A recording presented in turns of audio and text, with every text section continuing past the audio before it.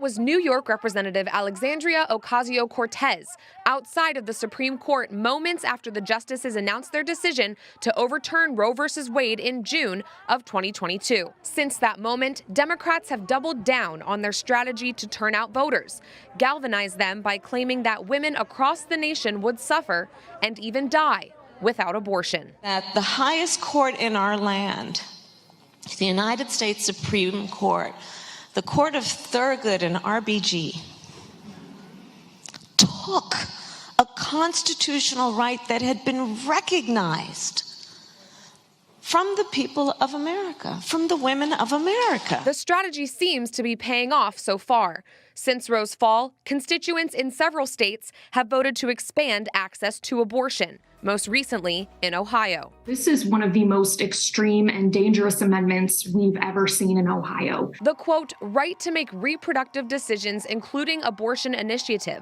also known as Issue 1, added language to Ohio's constitution that opens the door for abortions up to the moment of birth.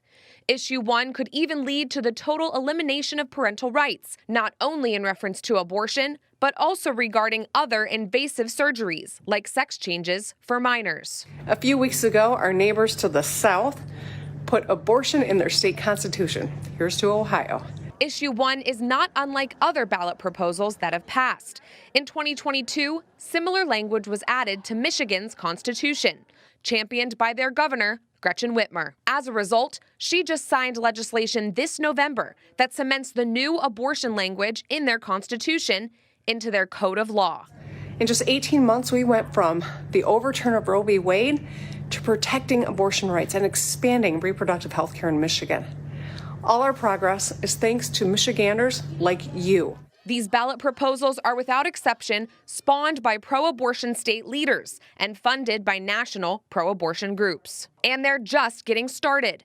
In 2024, nearly a dozen states could have abortion questions on the ballot, including pro-life strongholds like Arkansas and Missouri. Seeing pro-abortion groups attempting to achieve through confusingly worded ballot initiatives what they can't achieve through the normal democratic process of representative government. As our nation's people grapple with this gravely moral issue, the lives of many unborn children hang in the balance. And the views of those vying for the Oval Office in 2024? That we'd fight to restore these protections of Roe v. Wade and make it the law of the land once again, and we're going to do that. Rip the baby out of the womb in the 9th month. You're allowed to do that, and you shouldn't be allowed to do that. Other Republican primary candidates are all over the map on the topic of abortion. This was on display at NBC's 3rd Republican primary debate in Miami last month. We're better off when everybody counts. We're better off when we can promote a culture of life. This is a personal issue for every woman and every man. So here's the missing ingredient in this movement: sexual responsibility for men. Prudence Robertson reporting for EWTN News Nightly. And Prudence Robertson joins us now, the host of EWTN Pro-Life Weekly. Prudence, great to have you back. And thanks so much for that report. Wonderful. You had mentioned nearly a dozen states could have abortion questions on the ballot in 2024.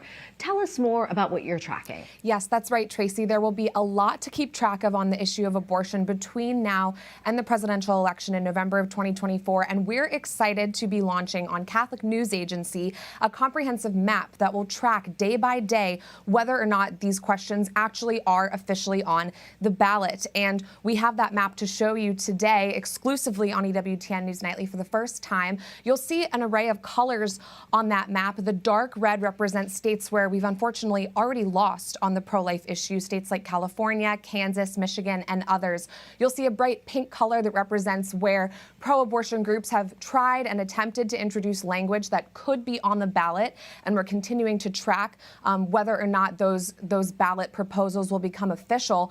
And the bright red color that you see over Maryland and New York right now, those states are where abortion will officially be on the ballot in 2024. Our prediction is that those bright pink states, about 12 of them now, will eventually all turn bright red. So we're looking forward to continue to track that for you all day by day so that we can really be up to date no matter what state we live in about what's going to be on our ballot in November.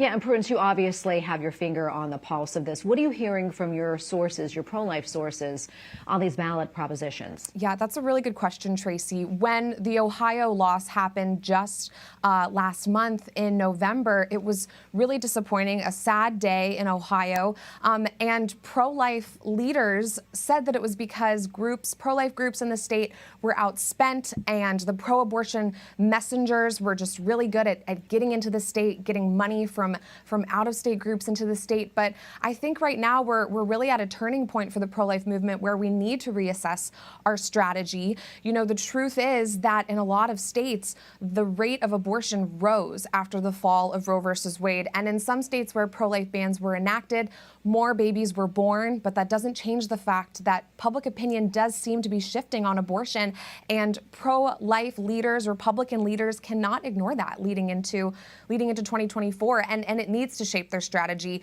It's kind of too soon to tell how much they will let the abortion issue impact their strategy in the campaign, but it's clearly a deeply moral issue and one that's really top of mind for voters.